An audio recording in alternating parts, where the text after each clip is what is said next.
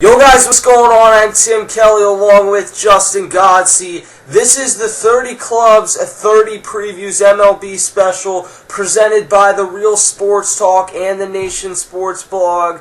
Today we are previewing the Philadelphia Phillies, who I happen to be a fan of, but I'm certainly not someone who's ever been biased about my opinions about it. I also write for a Philly, or I'm the editor actually, of a Philly sports blog, section215.com, with Sports Illustrated and Fansided, so go check that out if you're a Philly fan and you're watching this video, and also if you're interested in writing, that information is in the description box. But as far as the Phillies last year, Justin, they were an 80-82 team. Charlie Manuel enters his 9th season as his team's manager. This is the final year of his contract, and many believe that if the Phillies do not make the playoffs and do some serious damage, this could very well be the final year of Charlie Manuel in Philadelphia, because Ryan Sandberg is the new bench coach, and a lot of people, myself included, believe he has what it takes to be a successful MLB manager.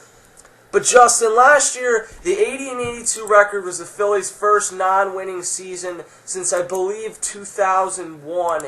And honestly, I remember watching back that far. It's been quite a while. And the biggest reason for this team was injuries to Ryan Howard and Chase Utley that cost them half the year, and Placido Polanco for that matter, and then inconsistencies in the outfield. They ultimately trade away Hunter Pence and Shane Victorino, and then with the exception of Jonathan Papelbon in this bullpen, who was an all-star last year, this bullpen was horrendous. They made some moves in the offseason, though, that make you think that maybe things could turn around in Philadelphia in 2013. Absolutely. Last year was really disappointing. Like you said, you pretty much covered it well with the injuries. That played a huge role. I mean, this was a team that went to, Placido Polanco, Ty Wigginton. You got Freddie Gallis, who took steroids last year, and he was out via suspension.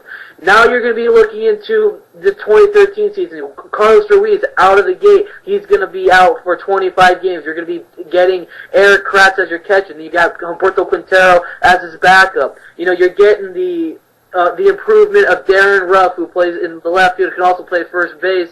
The future right now, or not the future, the current present team for the Philadelphia Phillies, it looks good right now. They just need a healthy Ryan Howard. They need a healthy Chase Utley at this point. Yeah, and that's a big key. There's a lot of uncertainty in the outfield, not to mention, though, there is a lot of potential that goes with that uncertainty, but they need, with that uncertainty, to see guys like Jimmy Rollins, Chase Utley, and Ryan Howard be consistent. They're not going to be the MVP candidates maybe that they once were, but they need them to be consistent.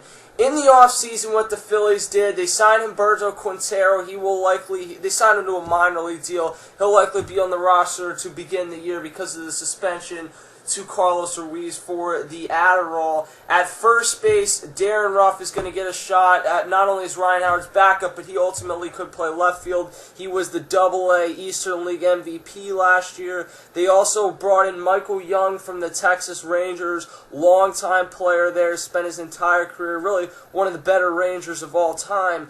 And ultimately things with him and the management there didn't work out, so they were able to land him. I think it's an upgrade over Placido Polanco. They're going to have Chase Utley and Ryan Howard the whole year. And they also signed Delman Young late. Delman Young is a guy who, he brings some pop, but he has a lot of off-the-field problems. He's overweight right now, and he's likely going to miss the first month of the season with an injury anyway. They also acquired Ben Revere from the Minnesota Twins in a trade that sent Vance Worley and Trevor May there. And finally, they signed Mike Adams and Chad Durbin in the bullpen to help hopefully turn around a bullpen that really struggled last year. So, Justin, let's begin at catcher. Even though he's going to be suspended for the first 25 games, Carlos Ruiz tore it up in 114 games last year, having a career year, hitting .325 with 16 home runs, 68 RBIs, and still he has been one of the better catchers behind the plate. He's getting up there in age. He's in a contract year. But what are you seeing for Carlos Ruiz once he's able to come back? Earlier last season, this guy tore through Major League Baseball. He was a favorite earlier on in the season to become MVP. He was even my MVP pick earlier in the season because this guy just tore it up. And what you need out of him, this guy had a solid average last year, batted .325, 16 home runs, 68 RBIs. They need to have this. Carlos Ruiz in the final year needs to impress the Phillies once again, that he can go back out there after the 25-game suspension is up and perform like he played last year. I mean, this was a phenomenal season. This guy is good. Yes, he is going up there in age, but I can see the Phillies going out after this upcoming season and re-signing him. We'll have to see what ultimately happens, because he's going to be relatively expensive. He's up there in age, and they have Tommy Joseph and Sebastian Val waiting in the wings. But Carlos Ruiz has been one of the cornerstones of this team, and ultimately we'll see what happens. Prior to these suspensions, he was still a pretty respectable hitter. He's hit over 300 before, but we'll see what happens coming back. Erik Kratz is going to be a backup. He became almost a folk hero for this team last year, because he always seemed to hit a clutch 3-run home run. The thing with him is, if you throw him a fastball, you're really stupid, because that's pretty much all Erik Kratz can hit. He has a great power swing, but the reason that he's really spent his entire career in the minor leagues was because all he can hit is a fastball. So if teams figure that out, ultimately the Phillies are going to have some problems at catcher early on. And Humberto Quintero, who's not going to be much of an upgrade at the plate, he won't be an upgrade at all, really. He is going to be the backup, and my guess is he'll be DFA'd after the first 25 games once Carlos Ruiz is active. At first base, Ryan Howard is your guy. He actually has not had a healthy season where he's been able to have a good lineup around him in quite a while now. My guess, although he's declined somewhat, and that happens with age, I really do believe that last year he had a tremendous power swing coming back. He hit 14 home runs, but he hit 219 and struck out a ton, which he's always done, but this was even high for him. And I think that Ryan Howard coming back needs to be able to hit better off of lefties this year, where he really struggled last year. Hopefully cut down on those strikeouts a bit, but I think if he's able to stay healthy, 35, 37 home runs you could see from Ryan Howard this year.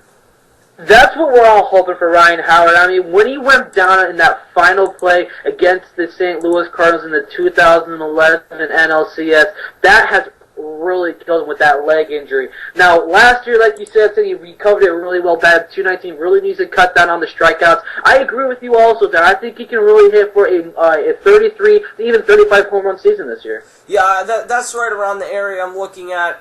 And Darren Ruff will get some looks as a backup, but ultimately, if Ryan Howard's healthy, he's going to play 150, 155 games. So Darren Ruff is going to be more of an option in the outfield, even though ultimately he is a first baseman. That's where he fits best. That Chase Utley is going to be the starting second baseman, and he's had chronic knee problems, and I really felt like Chase Utley was done coming into last year. He came back, and while the numbers don't look great, the thing that I saw out of Chase Utley was he had that power swing, the power stroke back. He stole 11 bases, hit 11 home runs, and I could really see if Chase Utley, I think reasonably, I think Chase Utley's going to play about 125 games this year. I think that if he's able to hit 17 to 20 home runs, that's what you can get out of him. He's not going to be the Chase Utley of 2008 that's hitting 290, 300, hitting 35 home runs. That's not what he is ultimately anymore. And his range has declined at second base. But they need his bat in that lineup to ultimately make this team successful in 2013. Absolutely. Chase Utley really needs to go into this season. I think the best years of Chase Utley, hitting the back-to-back years in 2009, 2008, 33 home runs in 08, 31 home runs in 09. I think we're not going to see that again, but you know what? I'll be really satisfied that Chase Utley can play 100% this year and can hit you up to 23 to 21 or 23 to 24 home runs a year. That will be really solid for Chase Utley. You know, his batting average last year in the 83 games, 256. I do expect that to go up to maybe 280 to 287, somewhere around that area, and try to get that back up a little bit. Ultimately, he's not the fielder he once was, but behind him, you have one of the best fielders in the MLB in Freddie Galvis, a natural shortstop, but he got a lot of looks at second base last year, and fans had some high hopes for him. Although he only had 226 and 3 home runs, he was really one of the best fielding second basemen I've seen in a long time. And on the bench, is he going to be of much value? No, he really is not. But when he gets a chance to go out there, which is going to happen because of Chase Utley's health problems, we'll see what he can do. He's coming off a 50-game suspension and some bad back injuries to end the season, a 50-game. I don't even remember exactly what the drug was, but it was a performance enhancer. So we'll see how he plays returning from that. Jimmy Rollins will be your shortstop. He hit 23 home runs. Only hit 250 in the first year of a 3-year deal. Stole 30 bases for the 6th time, or the 10th time, I should say, in his career. Stole 30-plus bases last year. So the power's still there with Jimmy Rollins, the 3rd most home runs in his career. But I really think that Jimmy Rollins is more valued to see him when he hits 278, 280. You're not going to get a ton more than that, and hits 17 home runs rather than the 23 home runs. He's still a tremendous glove at shortstop, and ultimately Jimmy Rollins should have a solid 2013. The problem with him and Chase Utley and Ryan Howard and a lot of this team is they are getting up there in age, Justin. Absolutely. I mean, that's just, I won't say it's an issue with the team, but you know what? You got to get the 100% out of them as long as you have them, because this age is just, they're just going to get older and older and older. And when you look at Jimmy Rollins, the lifetime Philly, I'm a huge fan of Jimmy Rollins, a good fantasy pickup for any of you guys who are on the clock late in the MLB rounds. And Jimmy Rollins is available, go out and draft this guy onto your roster, because when you look at it, last year really surprised me. His home run power, it was just phenomenal. 23 home runs for a shortstop, that is really impressive. I don't think going in this, he's going to get you about 23 home runs. I think he's going to concentrate more on bringing his average up this year. I think he can get up to about 18 and 19 home run range, somewhere around that area, maybe 17 at best next year. But you know what? I think his big focus, the primary focus this upcoming year, is getting that average up. We'll ultimately see if he can do that. I'm not sure that that's going to happen at this point, but we'll see. Michael Young is another guy who needs to get that average up. 2 years ago in Texas, hit .338, was one of the better hitters in the American League. He's out of Texas now because of a rift with John Daniels, Nolan Ryan, and how things were handled there. He's a veteran, another older guy. They have an extremely old infield. That's the bottom line. Coming over to Philadelphia, the Phillies got him for pretty cheap. Last year, 277, 8 home runs.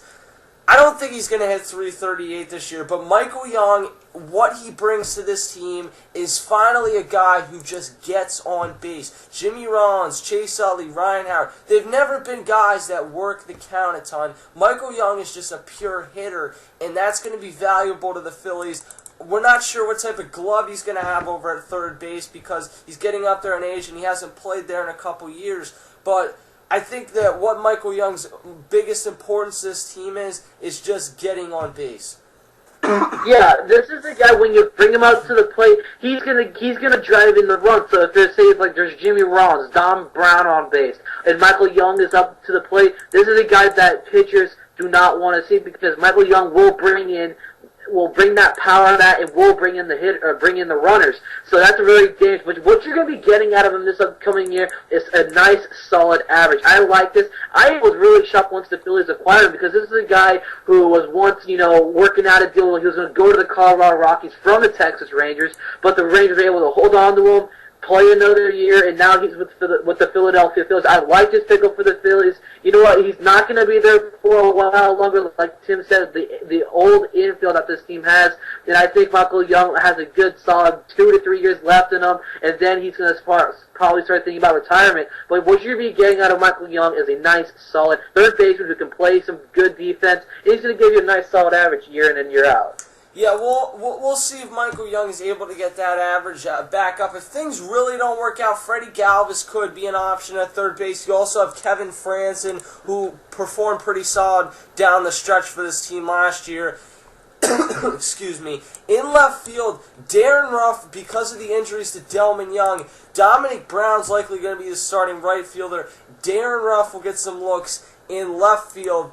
Ruff last year had 48, I think it was, home runs at the Double-A level, and then when he came up late in the season, it was only in 33 at-bats, but in 33 at-bats, he hit 3 home runs, hit .333. This is a guy who looks like a late bloomer. Although he's 27 years old already, he has tremendous power, and he even showed that some of that could come to the MLB level. Darren Ruff's young, he's talented. I'm not sure that he's going to be the best fielding left fielder because he's really his body is built. Justin and I were talking about this prior to the video. He's built to be a first baseman, but because of the roadblock with Ryan Howard there, this is his best option out in left field. And because of an injury to Delman Young, he very well could get a shot to start this season. I think it's going to be the greatest part, because when you look at it, Darren Ruff, if you look at his minor league totals of last year, Tim, this guy blew me and you away. Down at the Double-A level, he played for the Reading Fightin' Phils. Now it's called the Fightin' Phils. 38 home runs, 104 RBIs. This is first base numbers. Darren Ruff, who is a young up-and-coming guy. This guy, 6'3", 220. This guy is built as a first baseman. He's not built for an outfielder. No way. This guy should be playing full-time over at first or third, whatever. This guy is a multi-position player, so you can place him over at third, place him over at first. But you know what? He's going to be playing in the outfield this year because, like Tim said, with the roadblock with Ryan Howard at first, and then you got Michael Young. So when you look at it, it's probably what's going to happen was they're probably going to either putting Don Brown in left or having in right field as Darren Ruff. Because I would like to, because like you said, Tim, Delman Young is going to be starting the season on the disabled list with an injury, and you know what? You cannot go wrong with adding Darren Ruff. But when you're looking at Dominic Brown, the future of the team right now, a bright future ahead of him. You know, last year in 56 games, having a split season with the AAA team, he did not really. He surprised me a little bit, but his average wasn't as exciting. He batted .235, 5 home runs, 26 RBIs. I think Don Brown does have the capabilities of becoming a double-digit type of home run hitter, but you know his average, looking down at his minor league totals, it's going to kind of he can hit 300 on a good season. I think he has that capability. Back in 2010, he did it down in the minors. But you know the transition of playing full-time at Major League level, I think that's going to be the issue. Yeah, and that's really the problem with Dominic Brown. I'll get over to him more when he gets to the right field level, but Darren Ruff does look like he's going to be bright this year. Backing Ruff up in left field, then, you have the option of Lance Nix, who struggled in his first season in Philly last year, hitting .246 with only 3 home runs and 16 RBIs. He had a disappointing first year, and once Delman Young comes back, if things do not work out for Lance Nix, he could find himself being designated for assignment. Ben Revere is coming over in center. They acquired him from the Minnesota Twins, a young center fielder who many have compared to Michael Bourne last year in 124 games, hit .294, stole 40 bases. I think that Ben Revere could be the long-term center fielder for the Phillies because he's a guy that can get on base. He has the potential to be a leadoff hitter. The future is bright for Ben Revere. This is the fastest guy in Major League Baseball. I mean, I watched program after program on MLB Network talking about the fastest baseball players in Major League Baseball currently. This guy outbeats, Curtis Granderson, Andrew McCutchen, just to name a couple there. This guy will get on base constantly, give you a nice solid average. He will not impress you with home runs every single year. But what you're getting out of Ben Revere is a guy with a micro frame that can get on base, that can steal you 40 bases a year.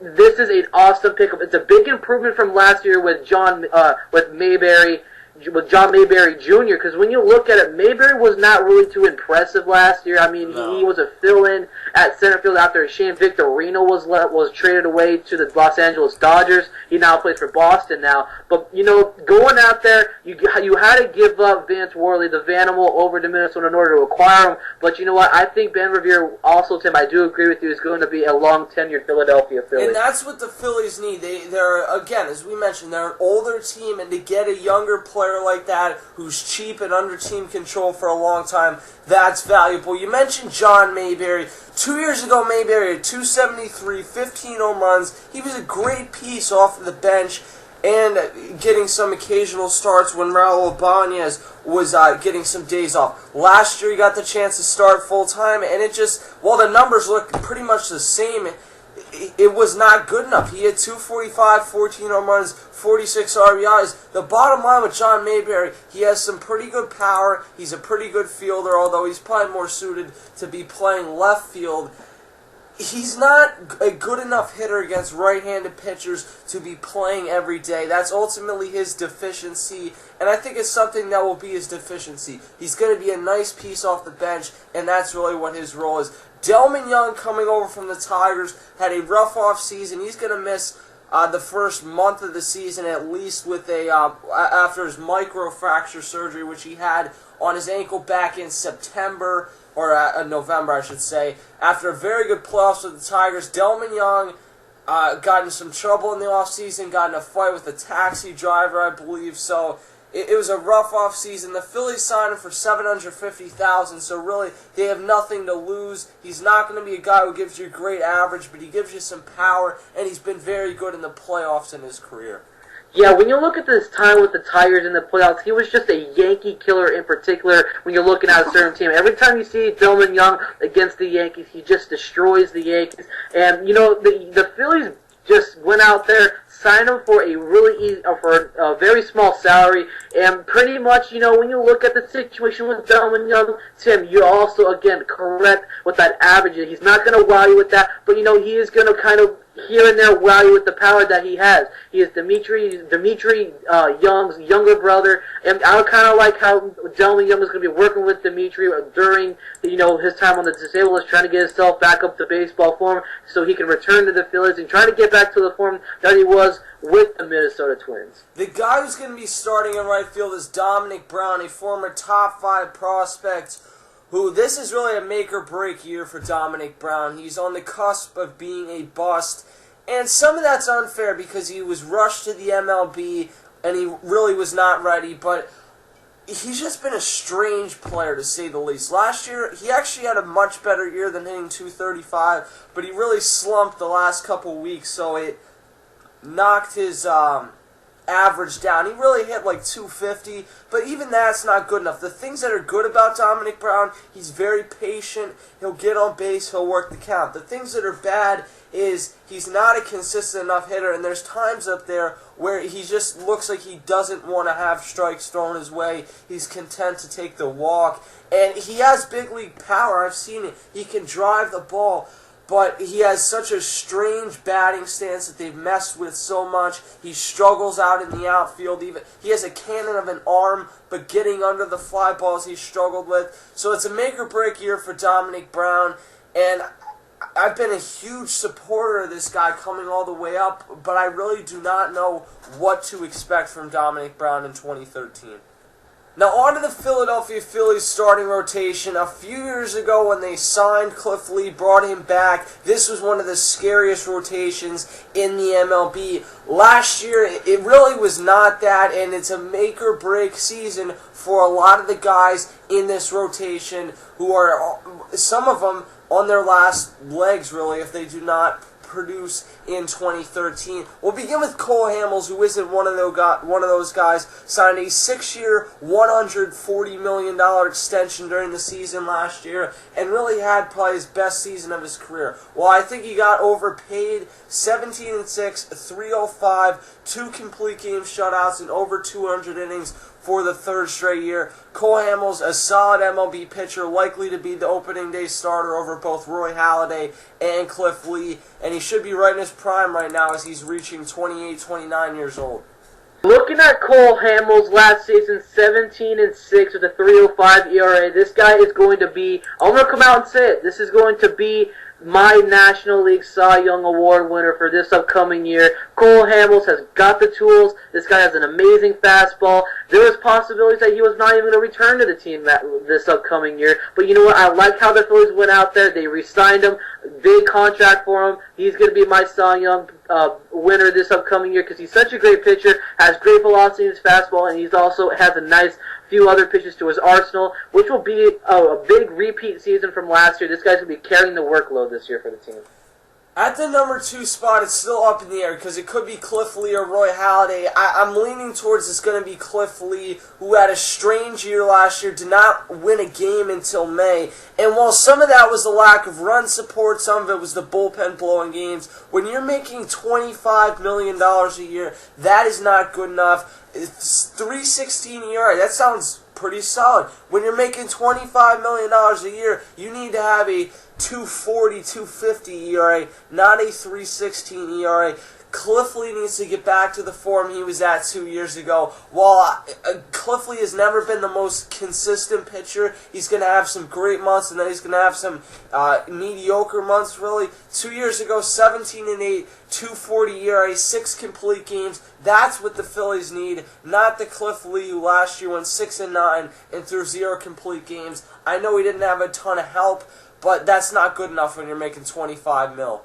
Well, absolutely. They really need that run support from the team. You're getting, Ryan Howard back, you're getting Utley back, and that's what they need, what Cliff Lee needs when he's out there pitching. Last year he wasn't as bad as a lot of people thought he was. The 3.16 ERA, I'll take that, but you know what? He's an inning eater. That's what this team really needs. He needs him to go deep into games, and he needs to get that run support back. That's the only issue that this team had last year. Ty Wigginton wasn't producing. Placido Polanco was not producing well. When you're getting this team back into groove for this upcoming year, I think Cliff Lee, I almost said Cliff Floyd there, but Cliff Lee, I have a good feeling that he's going to have a comeback here.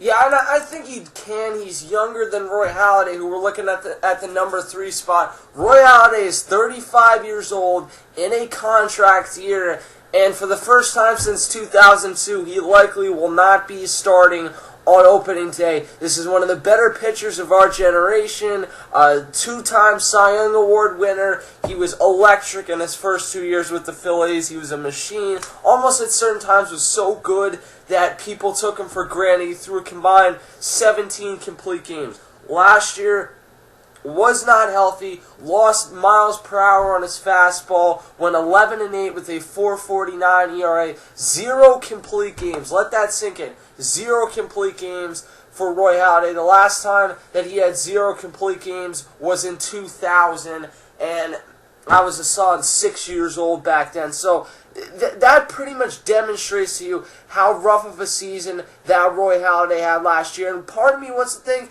just a rough year, he worked so hard, he'll come back. But he needs to do something different than what he's done throughout his entire career. Because as he ages, he's not going to be able to throw as hard, so he needs to reinvent himself a little bit with some other pitches. And if he can do that, then it's a scary rotation to have Roy Halladay as your number 3 starter.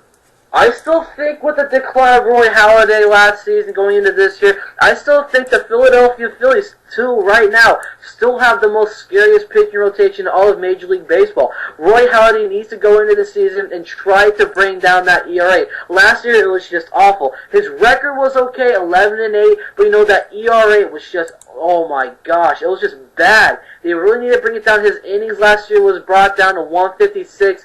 This is a guy who, on an average throughout his MLB career, 200 plus innings a year. That's dating back to 2006 when he got 220 with the Toronto Blue Jays in 2006. And from beyond then, this guy has been ever since then he's gotten 200 innings since. But look at last year, this guy had his innings cut short.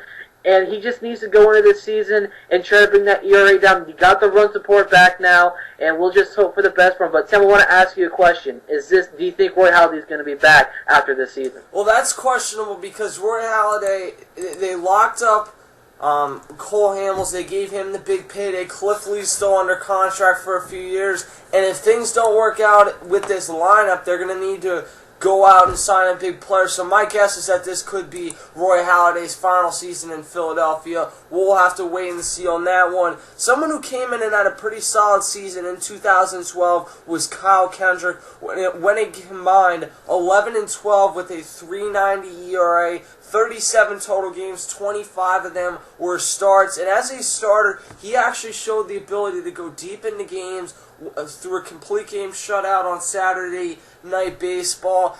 I don't know what to expect out of him. I'm thinking around a 3.60, 3.70 ERA. They need to get innings out of him, which they did last year. If Kyle Kendrick can throw 200 innings or close to 200 innings and get you 12, 13 wins, a 3.60, 3.70 ERA, then that's what they need out of him in 2013. Absolutely. He's going to be wrapping up the bullpen, well, that number 4. But Kyle Kendrick does have experience playing in the pitching rotation as well as the bullpen. Because in his early days with Philadelphia, he was in the bullpen. But you know what? Going in, with him being a full-time in the pitching rotation, they really needed for him to, to pretty much almost round out the pitching rotation at number, with the win-loss record last year. I think he's a potential 13 to even 14 win season for him. But you know what? He just needs like that run support on the days that he's pitching. Because when you looked at last year, it just seems that every time that I saw him, the run support just wasn't there. Yeah, and that happened with a lot of these guys because without Chase Utley, without Ryan Howard, with Ty Wigginton, with Placido Polanco, with guys like that in your everyday lineup, that's going to happen. With John Mayberry in your everyday lineup, an inconsistent Dominic Brown, there really just was not a ton of offense to go around. We'll see if they can turn that around this year. At the number 5 spot, John Lannon is likely to be the number 5 guy.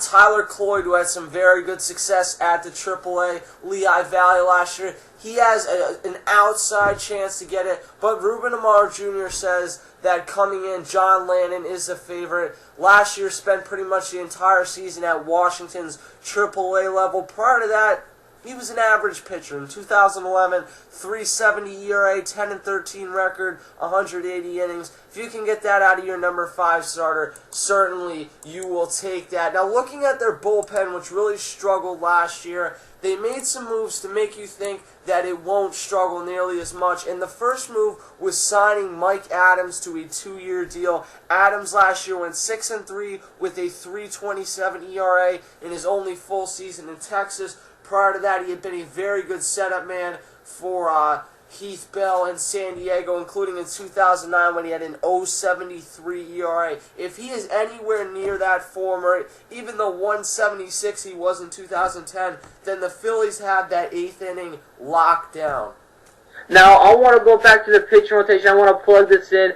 John Lannon has landed in Philadelphia because every time a new accusation to Philadelphia. It seems that you Philadelphia fans always have like a nickname, like Roy Halladay is Roy Holiday or whatever, what's going on over there. But when you're looking into their bullpen, I called Mike Adams to him off camera. I told you, they're going to land Mike Adams from the Texas Rangers, and look who called it. He's now your late inning reliever. You're going to be going in with, you're going to be keeping in with Antonio Bastardo as your setup man. I kind of like that because you got a late inning guy in Mike Adams who's been phenomenal throughout his MLB career, dating back to the San Diego days, setting up for Heath Bell. Then he's going to be going over to, Texas. Did pretty well over there, setting it up for Neftali Feliz. And then now he's going to be coming over to Philadelphia, where he's going to have, I think he's going to go out there and have more innings to his, agenda this upcoming year, because he's going to be a late inning reliever. Because Antonio Bastardo's case, he's going to be the setup guy for Jonathan Papelbon.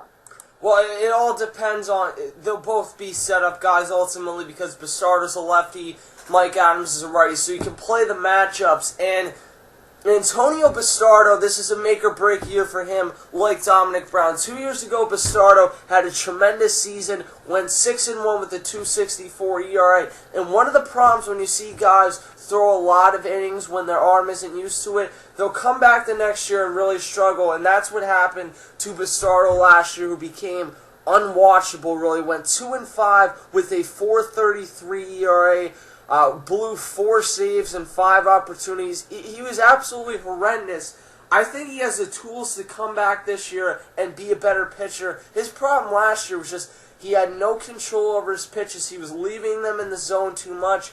And one of the reasons Cliff Lee didn't get wins early on, one of the reasons that this Phillies bullpen was so bad was because of how bad Antonio Bastardo was in 2012.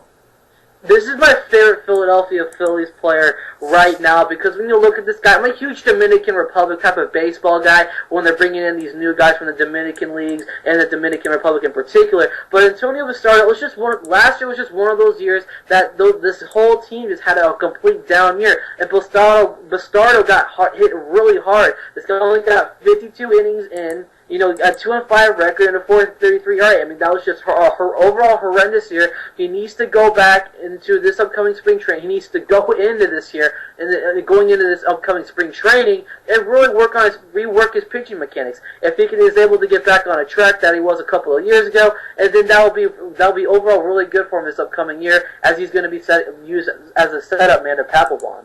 Yeah, and Papelbon last year was an all-star in his first year in Philly, went 5-6 with a 2.44 ERA, saved 38 games in 42 attempts, he is going to own this town if he is able to have success and the Phillies can have success, because he has a Philly type, in-your-face, passionate attitude. He will be great for this town if ultimately they are able to get a lot of wins this season, and Papelbon is a big part of that. Tremendous closer in his first season in Philly, coming over after a lot of success in Boston prior to that. He's in the headlines right now because he came out and said that the Phillies lacked leadership last year and that was not something he was used to. People are not exactly responding well to that comment. I don't think that should affect how he pitches this year. Jonathan Papelbon is a guy who comes out, he's going to be loud, he's going to be in your face, but when it comes down to to closing games, Jonathan Papelbon has been one of the best in the business over the past 5 years. Now, I've had a change of heart for Jonathan Papelbon because I watched Papelbon last year when he was with Philadelphia last year. Now, going up this upcoming year, I've had a huge change of heart for the guy. I was not a fan of Papelbon with Boston. When they acquired him, I was like, oh, he's going to the Philadelphia Phillies. We'll just see what happens. And when you look at last year, he was actually... It was iffy in the beginning of the year, but you know what? Going down the stretch of the year, he was really, really good for the team. It was a big improvement at the closer's role, and the future is bright for Jonathan Papelbon for the Philadelphia Phillies. Yeah, there's no doubt about it. Is the future bright for the Phillies, though, Justin? Because there's a lot of potential in that outfield, but Dominic Brown has never shown the potential at the MLB level. Delman Young, you don't know what you're going to get. Ben Revere, there's no guarantees with Ben Revere. There's no guarantees with Darren Ruff. And then Chase Utley, Ryan Howard, there's no guarantees they stay healthy. There's no guarantee Cliff Lee and Roy Halladay come back. In the bullpen, there's a lot of questions about. That being said, things can go in the other direction. And I'm not saying that the Phillies are going to win the World Series. I don't see that happening. I'm not saying they're going to win the division, but I think that there is a very realistic shot. I think that they win that second wild card. They win about 87 games this season. I have to say also, I think 86 to 87 wins is going to be right in their alley right there. They just really need 100% healthy baseball from Chase Utley, Ryan Howard. You just can't have, the guys like Jimmy Rollins carrying the workload. You can depend on Jimmy Rollins, who's been a lifelong Philly, but you got to go into your outfield. It's just not promising. You got Delman Young that's going to be on the shelf. The inconsistency of Dominic Brown. You got Ben Revere, who's still up in the air. I mean, the guy can get on base, can steal bases.